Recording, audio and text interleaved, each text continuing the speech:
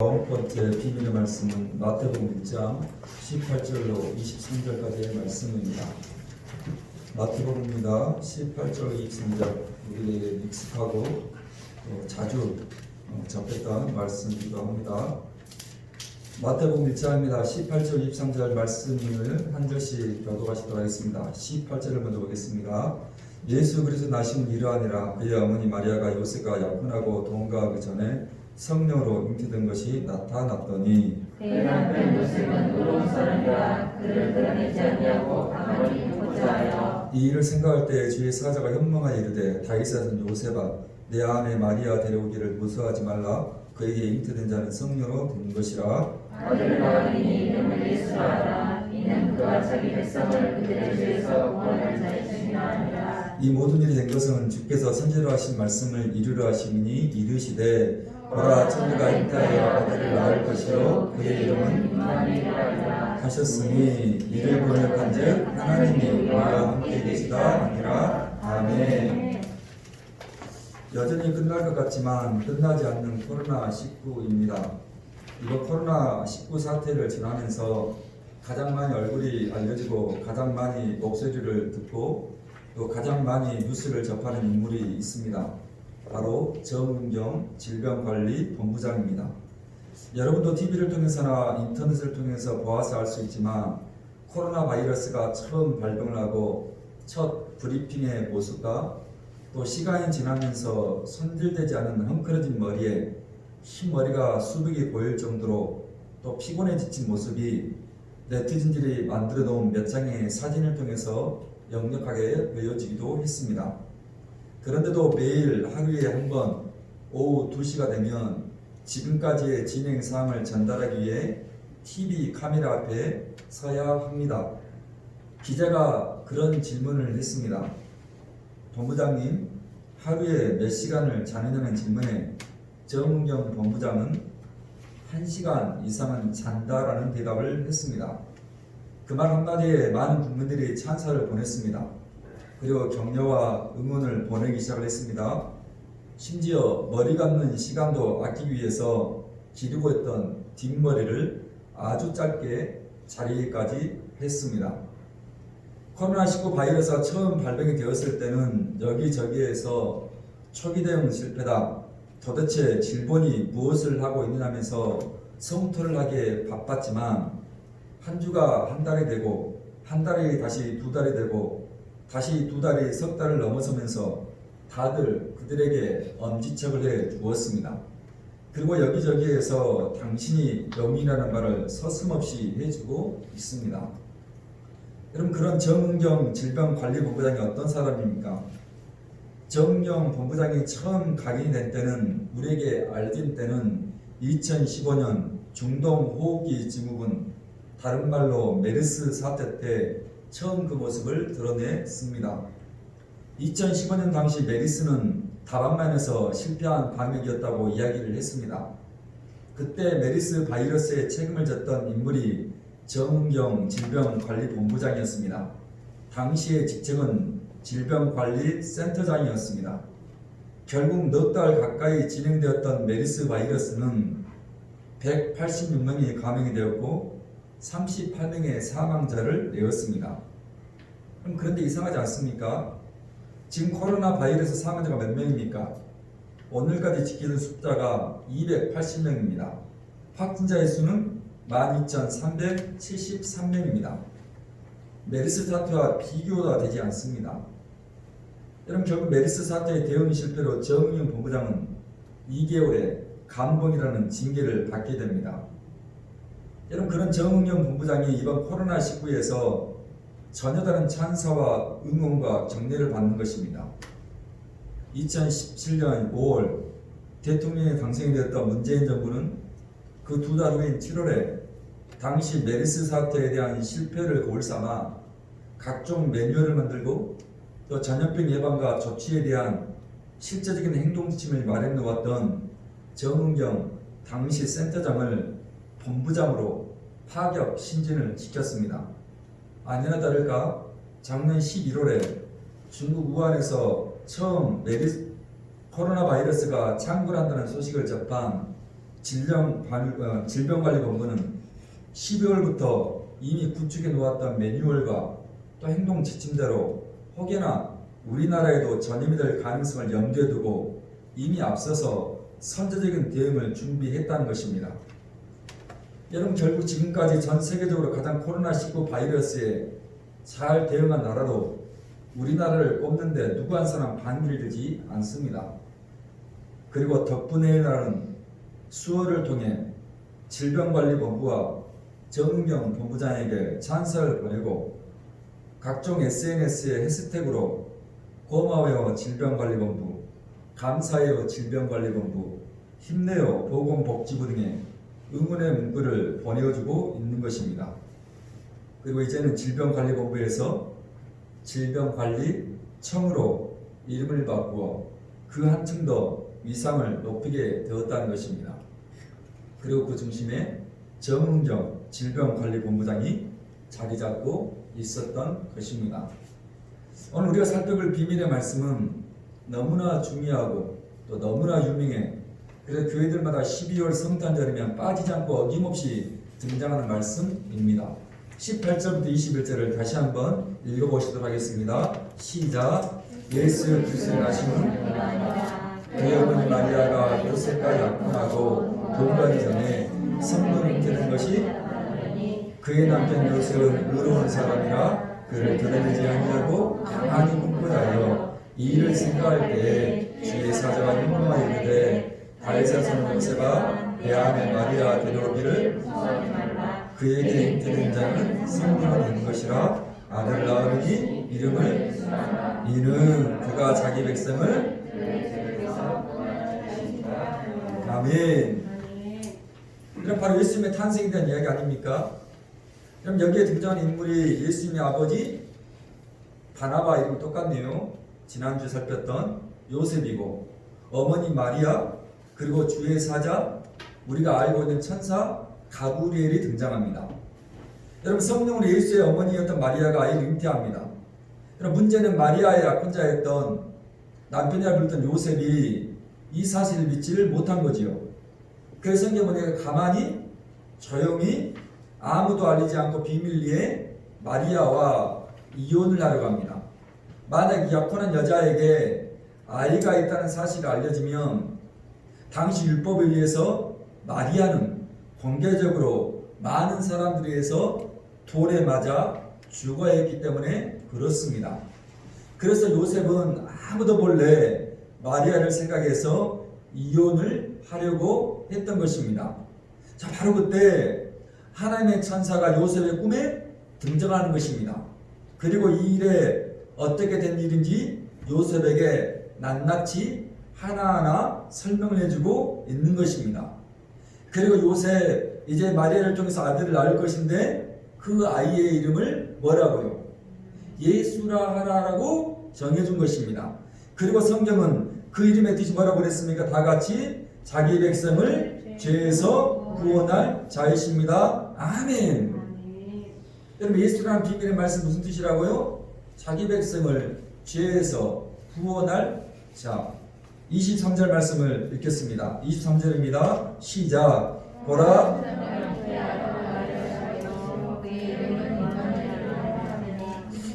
이를 번역한즉 하나님이 우리와 함께 계시다 함이라. 아멘. 여러분, 그리고 다시 주의 천사가 요셉에게 말하는 것입니다. 그의 이름이 또한 예수일 뿐만 아니라 또 하나의 이름 임마누엘이라고 하라는 것입니다.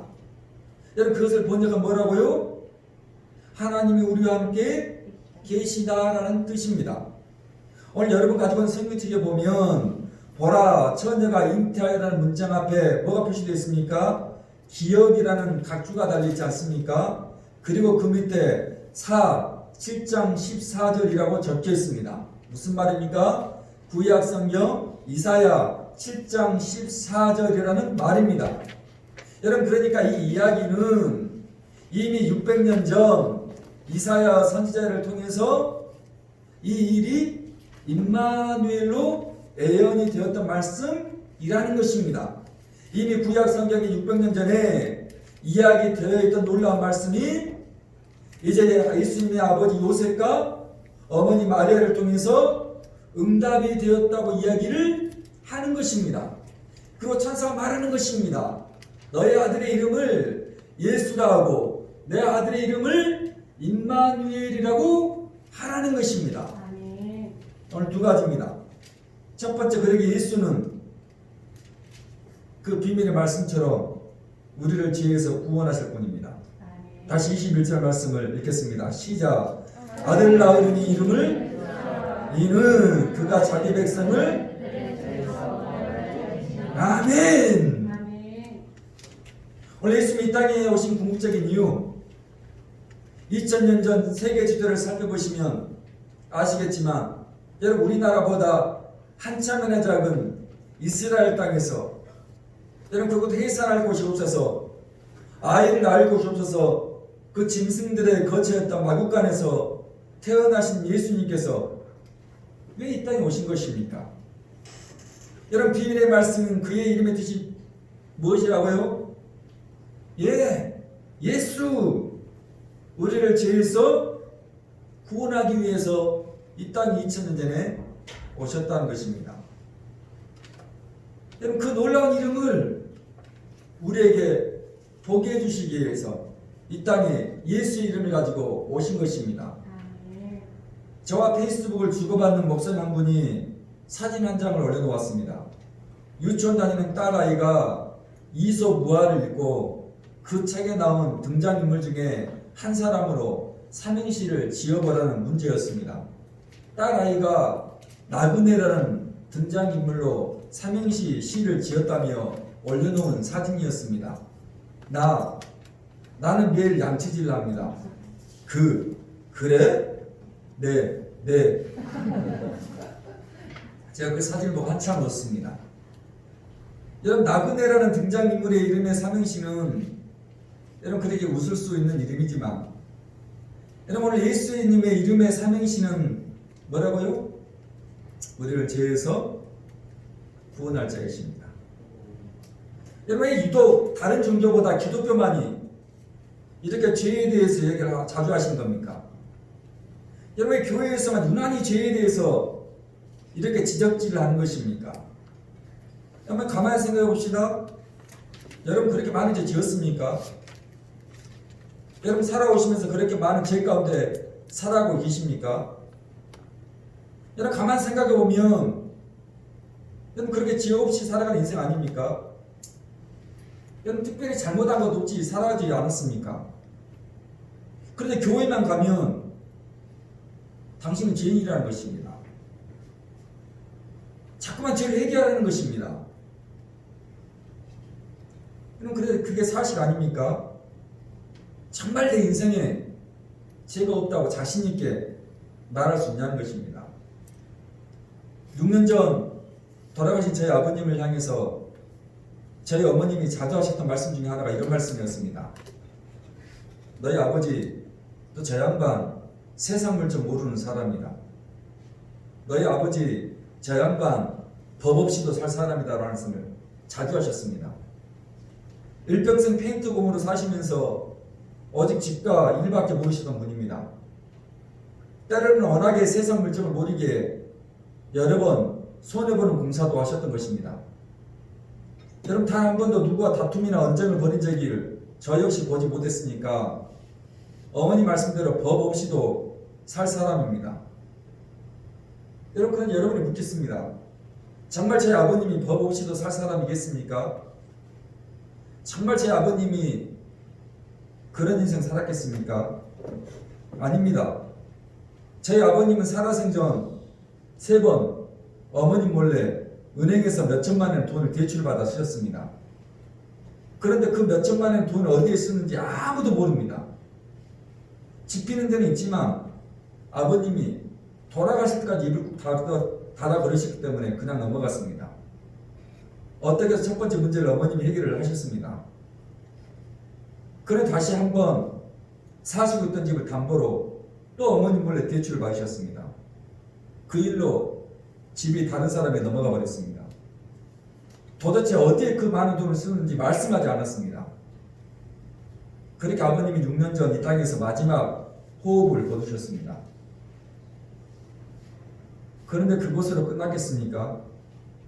죽었는데 아버님은 또 다른 대출업체에서 얼마간의 돈을 대출받아 사용했습니다. 다행히 저희 자식들이 그 사실을 알고 어머니께는 비밀로 하고 지금까지 저희 형제들이 한 푼 한 푼 갚아나가고 있습니다. 여러분, 그러면 정말 제 아버님이 법 없이 살 사람입니까? 아닙니다. 저희 어머님의 그 말은 틀린 말입니다. 여러분, 겉으로 보기 한없이 세상 물줄 모르는 착한 사람 같고, 그래 평생에 누구와 다투거나 주먹다짐을 한 적이 없이 정말 법 없이도 살 사람 같지만, 아버님 한테는 전혀 다른 꿍꿍이를 벌이고 있었던 것입니다.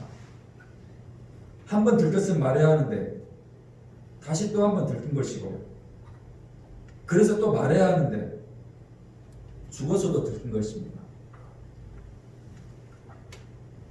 여러분, 제가 그렇다는 것입니다.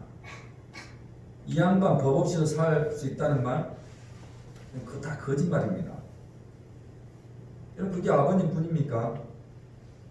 여기는 저도 마찬가지고 여러분도 마찬가지 아닙니까? 그냥 가면 하나 쫙만 벗기면 저 역시도 안 걸리는 게 없을 것입니다. 그렇게 성경이 말합니다. 의인은 없나니 하나도 없다라고 얘기를 하는 것입니다. 법 없이도 살 양반이라는 그 말이 틀렸다고 이야기를 하는 것입니다. 그러기에 지금 교도소에 있는 사람들은 죄가 들킨 사람이고, 여기 이렇게 앉아있는 우리는 죄가 들켜있지 않기 때문에 앉아있는 거 아닙니까? 그래서 성경의 십계명은 우리의 죄에 대해서 얘기를 하지요. 근데 십계명은 딱 두 가지입니다. 하라, 하지 말라. 무슨 말입니까? 성경에서 하라 했는데 그게 하지 않으면 죄입니다. 성경에서 그것을 하지 말라 했는데 그것을 하면 그것도 죄입니다. 여러분, 그게 십계명에 나와 있는 두 가지의 명확한 죄라고 우리에게 얘기를 하는 것입니다. 다시 21절 말씀 읽겠습니다. 21절 시작. 아들을 낳은 이름을 이는 그가 자기 백성을 그들의 죄에서, 그냥 성경이 말하는 궁극적인 죄, 또 하나의 성경이 지적하는 진짜 죄는 오늘 21절에 죄로 드러나는 헬라어로 하마트리아라는 단어입니다. 이 단어의 뜻은 이런 뜻입니다. 표적을 벗어나다, 관역을 벗어나다라는 의미를 가진 단어입니다. 그러니까 군수가 표적을 향해서 화살을 날리는데 그 화살이 엉뚱하게 벗어난 상태입니다. 저도 군생활을 했고 우리 지한이 아빠도 군생활을 했지만 군에 가면 총기를 받습니다. 총기를 받아 첫 번째 사격장에 가면 무엇을 하게 됩니까? 0점을 잡는 사격을 하게 됩니다. 0점이 뭡니까? 표적을 향해서, 탄자꾼을 향해서 명확하게 쏴야 그게 0점이 잡히는 훈련을 하게 됩니다. 그게 벗어나면 엄청나게 얼차려를 받습니다. 그것을 벗어난 상태, 엉뚱하게 다른 표적을 맞히는 상태를 하마트리아 죄라고 명기를 했습니다. 지난 10일입니다. 전주의 한 야구장에서 국가대표 선발전을 앞두고 선수들이 한창 연습 중이었습니다. 그런데 한 선수의 화살이 전혀 엉뚱한 방향으로 날아갔습니다. 얼마나 화살의 강도가 강력했던지 표적을 벗어난 화살은 근처에 세워놓았던 승용차의 뒷문을 뚫고 아이를 좌석에 앉히는 유아용 카시트에 박히는 사고가 일어났었습니다. 여러분, 정말 아찔한 상황 아닙니까? 여러분, 만약 아이라도 타고 있었다면 여러분 어떻게 되었겠습니까? 하마트리아가 바로 그런 상태라고 이야기를 하는 것입니다. 여러분, 그렇다면 우리가 활시를 단계하는 표적과 그 관념은 누구겠습니까?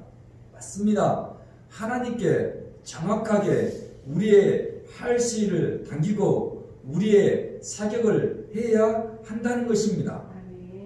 그런데 제가 무엇이라고요? 하마트리아, 하나님께 우리의 관념과 우리의 표적을 맞추지를 못하고 자꾸만 엉뚱하게 빗나가더라는 것입니다. 그리고 아찔하게 승용차 뒷문을 뚫고 유아 카시트의 조준이 벗어나 박혀 버리더라는 것입니다. 오늘 여러분이 가지고 있는 성경책 가장 마지막 표지를 한번 열어보십시다. 여러분 가지고 있는 성경책 가장 마지막 표지를 열어보시면 거기에 뭐가 기록되어 있습니까? 예, 10계명이 기록되어 있고, 자, 첫 번째 계명이 굵은 표시로 무엇이라고 적겠습니까? 다 같이 읽겠습니다. 시작. 너는 나 외에는 다른 신들을 내게 두지 말라. 아멘. 여러분, 이 10가지 내용 중에 그 10계명 중에 가장 첫 번째 계명으로 가장 우선으로 하나님 외에 다른 신을 두지 말라라고 얘기를 하는 것입니까? 오늘 우리의 인생이, 우리 인간들이 하나님이 아닌 다른 것들로 표적을 삼고 관역을 삼기 때문이라는 것입니다. 제가 그것이라는 것입니다. 하나님의 다른 것들로 여러분의 인생의 표적을 삼으면 하마트리아, 그 죄라는 것입니다.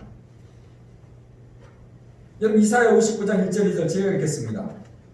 여호와의 손이 짧아 구원하지 못하심도 아니요 귀가 둔하여 듣지 못하심도 아니라 오직 너희 죄악이 너희와 너희 하나님 사이를 갈라놓았고 너희 죄가 그 얼굴을 가리어서 너희에게서 듣지 않으시게 함이니라. 여러분 우리가 하나님 사이를 갈라놓은 게 바로 그 죄라는 것입니다.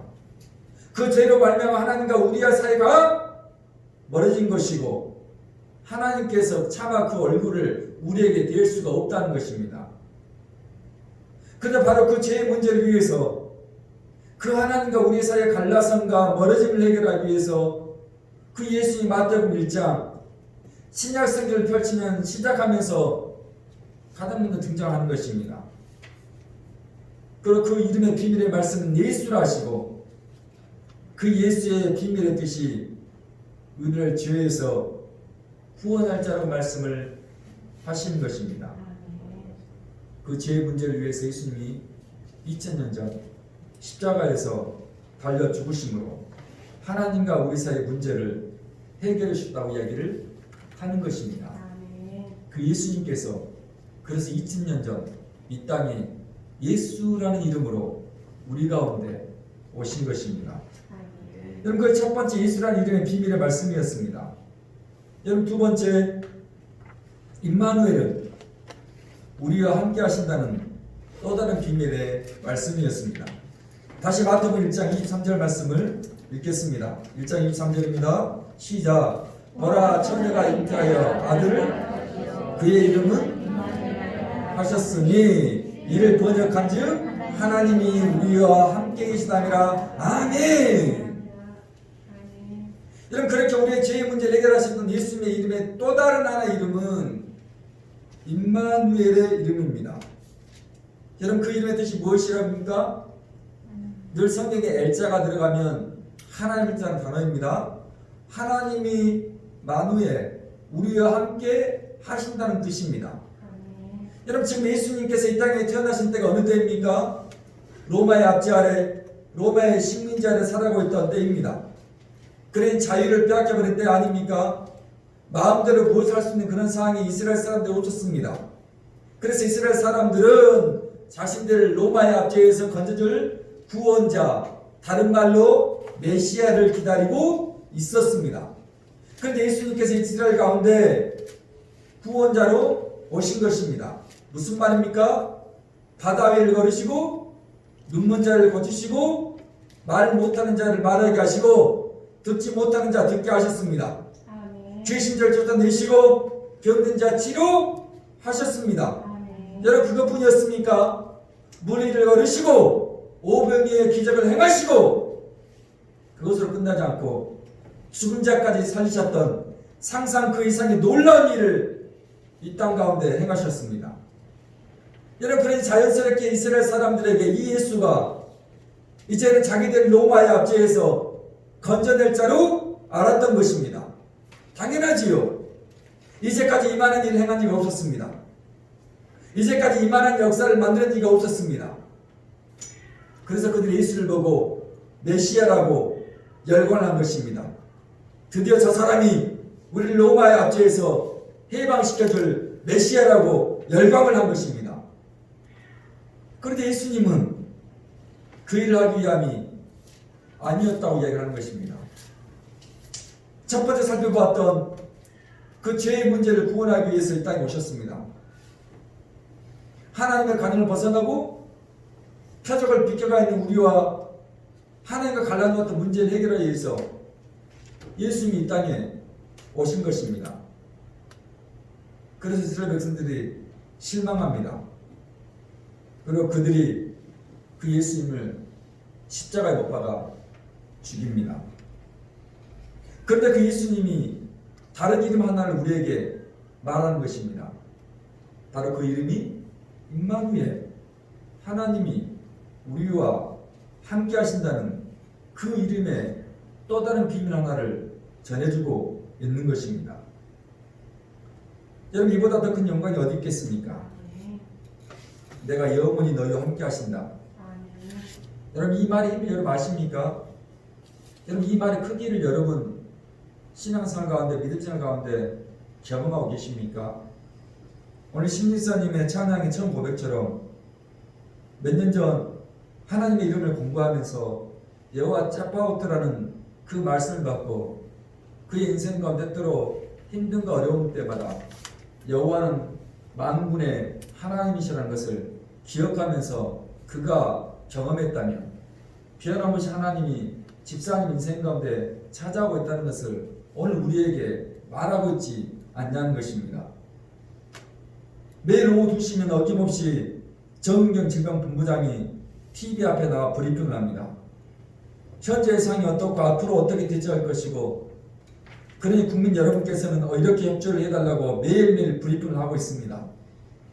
여러분, 왜 많은 사람들이 또한 외국의 뉴스 매체에서 정은경 본부장에게 찬사를 보낸다고요? 그녀가 한마디 한마디 TV를 통해 말을 할 때마다 국민들은 안심이 되는 것입니다. 그녀가 낮고 차분한 목소리로 한마디 한마디 내뱉을 때마다 국민들은 안도를 하는 것입니다. 모든 국민들이 정은경 본부장을 보면서 무슨 생각을 하는 것입니까? 매일매일 그녀가 우리와 함께 있기에 힘이 나는 것입니다. 그녀가 매일매일 우리와 함께 있기 때문에, 우리 곁에 있기 때문에 어김없이 매일 오후 2시면 노란색의 민방위복에 점퍼를 걸치고 그 자리에 서 있기에, 비록 코로나19의 바이러스가 다시 재발이 되는 시점이지만 우리가 동요를 하지 않는 것입니다. 여호와는 나의 목자시니 내게 부족함이 없으리라. 시편 23편의 말씀 아닙니까? 그런데 왜 예수 믿는 사람들이 이 말씀에 힘을 얻는 것입니까? 두려워하지 말라, 내가 너희와 함께함이라. 놀라지 말라, 나는 내 하나님이 됨이라.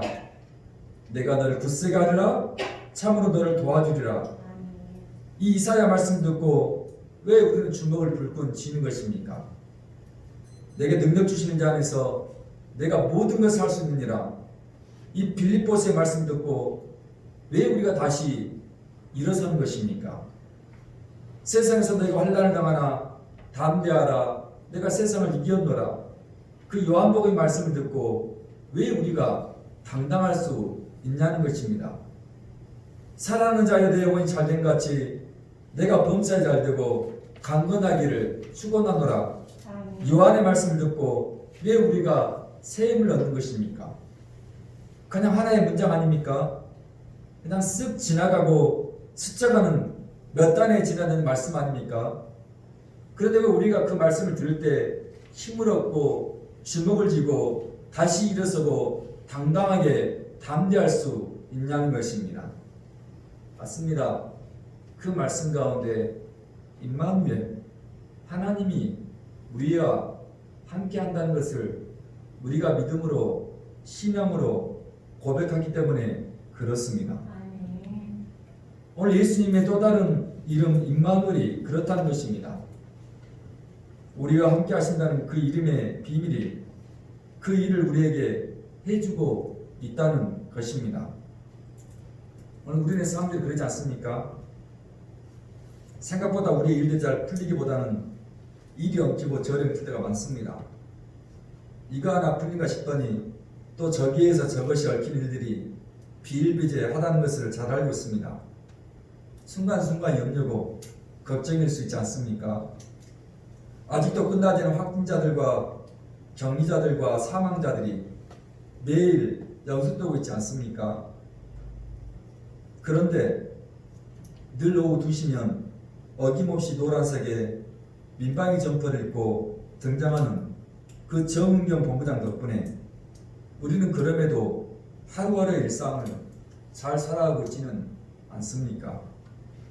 그렇다면 우리 역시 임마누엘이라는 또 다른 이름의 예수님 때문에 하루하루 힘을 얻고 주먹을 쥐고 다시 일어서고 당당하게 담대하는 축복이 여러분 가운데 있기를 축원합니다. 그 이름이 그냥 우리에게 주신 이름이 아니라 우리 속에 간직하라고 임마누엘로 600년 전 구약성경 이사야를 통해서 예언됐던 말씀이 신약성경 마태복음을 열자마자 우리에게 내가 너희와 함께 하겠다고 이야기를 해주기 때문에 그렇습니다.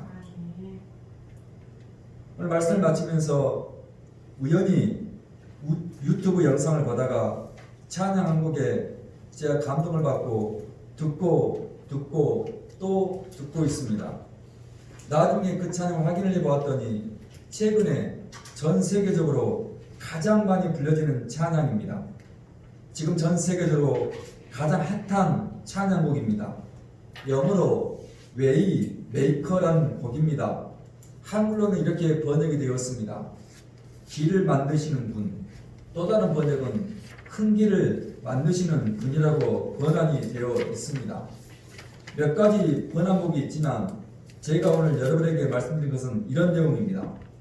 주역이 함께 하시네 나 경배 나 경배 이곳에 세일 행하네 주 경배 주 경배 주역이 역사하시네 나 경배 나 경배 상한맘 치유하시네 주 경배 주 경배 길 만드시는 주 기적을 행하시네 그는 나의 하나님 약속을 이루시는 주 어둠 속에 빛 되시네 그는 나의 하나님. 어떻습니까? 예수님에 대해 명확하게 설명하는 찬양 아닙니까? 주 여기 함께 하십니다. 이곳에서 새 일을 행하십니다. 무슨 말입니까? 임마누엘의 뜻 그대로입니다. 죄로 인해 상한 마음 치유하시는 것입니다. 죄에서 구원할 자라는 예수 이름의 또 다른 이름입니다. 그 예수님께서 그 임마누엘께서 우리를 위해서 웨이메이커 길을 만드십니다. 그 예수님께서 여러분 인생 가운데 미라클 기적을 행하십니다. 그 예수님께서 프라미스 키퍼 약속을 여러분을 통해서 이루신다는 것입니다.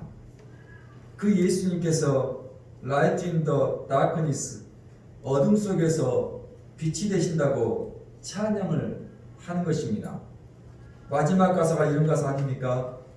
비록 주를 느낄 수 없어도 비록 응답이 보이지 않아도 그분은 멈추지 않네 날 위해 새 일을 행하시기 때문에 아멘입니다.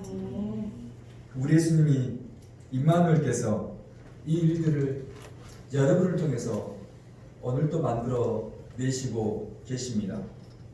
이 곡은 아프리카 나이지리아의 여성 흑인 찬양 사역자인 시나크가 2015년에 만든 곡이랍니다. 그런데 작년에 많은 이들에게 열광적인 반응을 보이고 세계 많은 교회에서 불려지기 시작을 하고 한국에서 최근에 이 찬양이 여러 찬양단을 통해서 불려지기 시작을 했습니다. 한국에서 CCM 가수 한 분이 이 찬양을 유튜브에 올린 것을 보고 이 곡의 옹작자였던 시나크가 그에게 연락을 했답니다. 그러면서 이 곡은 자신이 한국 땅을 바라보면서 만든 복이었다고 이야기를 했다는 것입니다. 전 세계에서 유일하게 분단된 한국 땅을 하나님께서 그녀에게 보여주시면서 그 땅에 대한 마음을 가지고 이 찬양을 만들었다며 연락을 했다는 것입니다. 왜 조국 대한민국이 그래도 소망이 있고 희망이 있는 것입니까? 아무리 북한에서 연락사무소를 폭발을 시키고 선동을 하지만 왜 우리가 안전한 나라입니까? 하나님께서 이렇게 조국 대한민국을 기억하시고 보게 하셔서 처음은 아프리카 나이지리아의 찬양 사역자를 통해 이 곡을 전 세계 크리스천들의 입을 통해서 부르게 하기 때문에 그렇습니다. 말씀 마치면서 오늘 찬양을 우리 찬양단이 지난 2주 동안 준비하면서 여러분에게 드릴 텐데 오늘 주보에 나와 있는 가사를 여러분들이 기억하시면서 은혜가 되었으면 좋겠고 이 가사의 축복이 일주일 동안 여러분의 가정 가운데 삶 가운데 예수님처럼 임마누엘처럼 임하기를 축원합니다.